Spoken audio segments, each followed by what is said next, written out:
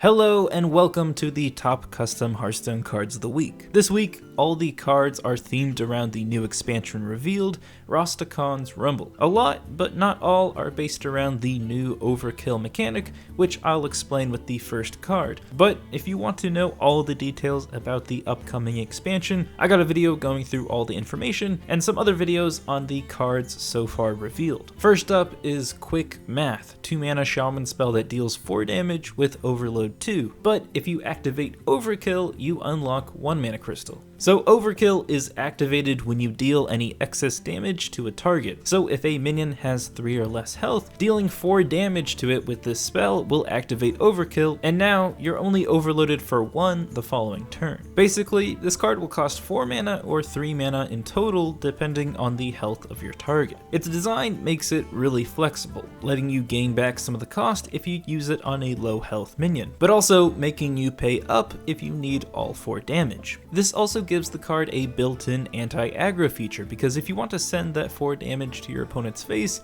then it won't activate Overkill and it's gonna cost you. Ordering is important too with this card, because if your opponent has, let's say, a 7/7, then you first want to trade that 4-tech minion in, and then use Quick Math to get the Overkill. In terms of Overload synergy, this card's pretty nice as well, because regardless, you get the 2 Overload to buff your Spellstone or Giant, and then the Overload is removed. Shaman is pretty weak right now, and I think this card is somewhere in the middle of the pack in terms of power level, but I think it would be a great anti-aggro tool to get rid of opponents' powerful early game minions. It's a simple design, but a good use for Overkill. It just needs to somehow involve frogs, and then it will be perfect for Shaman. Next up is Jaraxxus' Assistant. 7 mana 3/3 with the Battlecry, deal 5 damage to your hero, and Overkill, replace your hero with Lord Jaraxxus. So to use this card, you want to get really low on health, specifically 4 or less health, and then playing this card would deal your hero 5 damage, and you would overkill yourself, which would then turn you into Jaraxxus. The thing is, this card probably wouldn't work based off of the other interactions in Hearthstone. Usually, once your hero is down to 0, you're just dead. But Hearthstone has conflicting interactions all the time, so I could still see this card working as it was intended by the creator. With this in mind, the card provides some interesting gameplay. It's basically a dead card until you can get below that 4 health. At only 7 cost, you have some mana to play with on the same turn to deal damage to yourself needed to activate the card's Overkill. It's going to be a tricky dance between you and your opponent on how close to death you want to be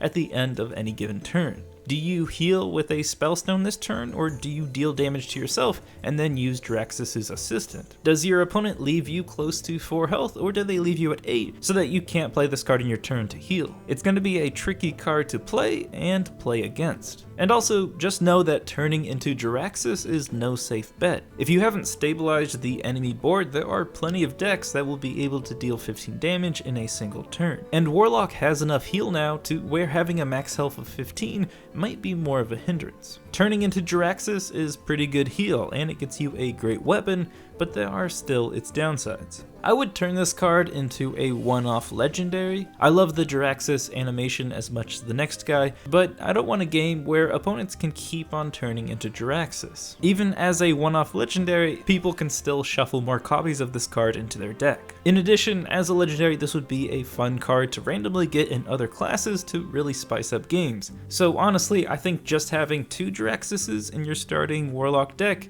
is a little bit more manageable. It's a fun design, an interesting concept with Overkill, and I think Ben Brode would be proud.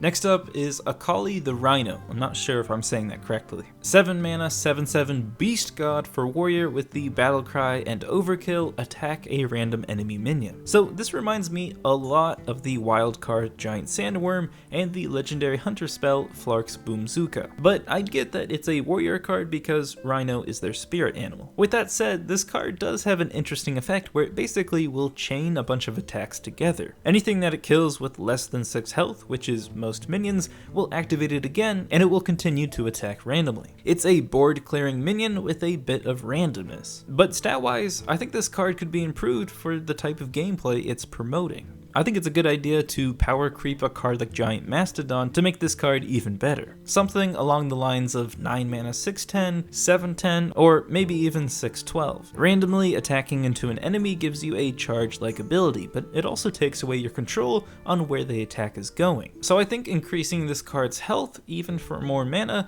makes sense if you're planning to whack multiple minions. In addition, I'd also give this minion Rush. The Rush makes it so you can still attack when you recruit it. And it even encourages recruiting because now you can target the first minion you attack with this, giving you more control over what minion you take out. It lets you guarantee that you're gonna overkill a minion so that when you start chaining a bunch of minions together, you can hopefully destroy more. I think with these changes, you go all in with this card and make it a minion clearing machine. Flavor wise, I think this is a great card for Warrior's Rhino Spirit, and with my changes to focus it on a board clearing minion, I think it makes it even more badass. Next up, we have Spirit of the Frog. Each class is getting a Spirit card this expansion, which all follow the same format of having Stealth for 1 turn and 0/3 stats. This one, simply enough, makes it so you don't overload. This card fits great with what Blizzard is trying to do with Spirits. They want to give players a minion that will be able to synergize with a certain game plan. It's not really about the stats of this card, it's more about gaining an ability for about 2 turns. As for Spirit of the Frog, Shaman could definitely use this. A lot of the overload cards in Standard right now are 2 or 3 overload, so they have a big impact on the tempo of your next turn. With this Spirit out on the board, you're getting tons of value from your overload cards for a fraction of the intended cost. Luckily, most of the overload cards are pretty control or anti-aggro oriented, so I don't think an aggro deck would be able to take advantage of this card. The one downside to this card is it wouldn't allow you to synergize with the other overload cards I had mentioned before, but the tempo is so good with this card that it doesn't really matter. If Blizzard chooses to go all in with an overload Shaman, maybe we'll see them reveal a Spirit like this one. Next up, we have Sen Jun Runt. 1 mana 1/1 neutral minion with Overkill, summon a 3/5 Shellmaster with Taunt. So this is taking Overkill and requiring a bit more work from the user. At just 1/1 stats, it's impossible to overkill a minion because they would need to have 0 health, which doesn't work in Hearthstone. This means you have to buff Sen Jun Runt with more attack. Whether it's a battle cry, board buff, or buffing spell, if you can activate this card's Overkill, you'll be rewarded with a 3/5 taunt. In the early game, this could be insane. Playing this on turn 1, then buffing it with some cheap spell or minion, and trading it into your opponent's Silverhand Recruit could get you a 3/5 on turn 2. And the fact that this minion is a taunt is pretty nice as well, because if your Runt survives the first attack, you can use it to overkill a minion again. But it's also a pretty flexible 1-drop, because if you're later in the game, you can still play this with a buff, and it could get you some great value. No matter what point in the game, a 3/5 with taunt is always good. But buffing this minion is no walk in the park. Even if you're a buffing paladin, playing this without a buff leaves it vulnerable with only 1 health, and buffing it on the same turn still doesn't guarantee you'll get any additional value from it, because your opponent could still end up destroying it, or you might not be able to find a target to activate its overkill. This is definitely not just a 1/1 that will summon you a 3/5. It requires other cards to buff this, the right type of board, and a bit of luck. Sen Jun Runt is a creative way of using overkill, and I think if you put it in the game, it would find a fit in one deck or another.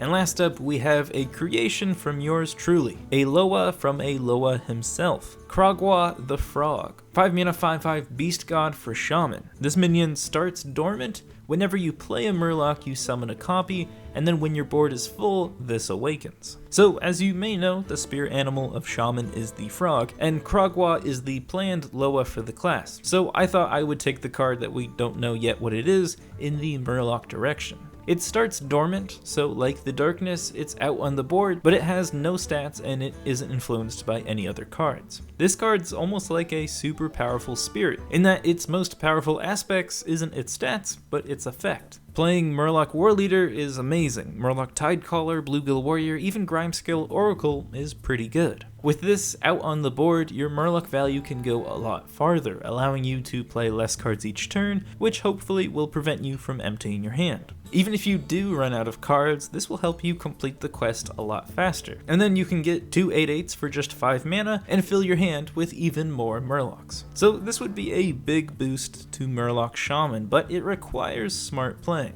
The thing with this dormant card is that you wouldn't really want to wake it up. You want to be able to get twice the value from your Murlocs for the rest of the game, but the drawback is you can only have 6 minions out on the board. And remember, Kragwa counts as a minion slot, so in reality you only have 5 other minions you can actually use. This means, at most, each turn you're playing 2 Murlocs and maybe another minion or totem. Having 5 minions out on the board is still good with cards like Bloodlust, but it's not overpowering like if you could use this card to fill your entire board. So I think this card kind of contradicts itself. It lets you easily get a wider board, but it also awakens and becomes vulnerable if your board gets too wide. It would be the ultimate act of board management, card management, and restraint based off of whether you could keep this card dormant. Now, this would be one of those minions that your opponent wouldn't have too much control over. They don't really have a way of removing it unless you awaken it, or if your opponent is a little cheeky and ends up putting a 7th minion on your board for you. But I think the lack of interaction is okay in this example because the card also restricts your board space, and it's not like Murlocs are big and annoying taunt minions. They're pretty weak, and opponents will be able to easily ignore them, make trades, and time their board clears to counter all the Murlocs you're playing. I think it would be hilarious if you could make a control or maybe combo Murloc deck that just had insane value. The deck would be reliant on drawing Kragwa early enough, plus in reality the value wouldn't really stack up against control decks like Taunt Druid. So maybe this would be a tier 3 or 4 deck, but I think this card would be a cool adaptation of the huge frog god for Shaman. Let me know what you think about my card and the other cards from today's episode. Thank you to all of the creators and to all of those who have submitted cards. Check out this video here, you may like it, and until next time, ta-ta.